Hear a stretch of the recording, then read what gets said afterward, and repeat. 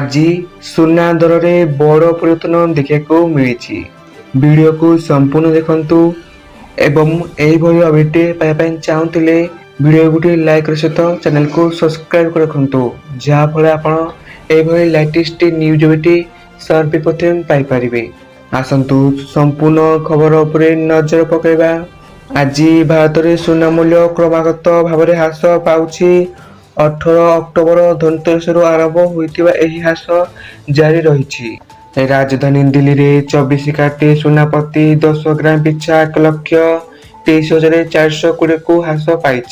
देशर अन्य सहर में सुना मूल्य ह्रास पाउछि। अंतर्राष्ट्रीय बजार में सुना मूल्य ह्रास पाई।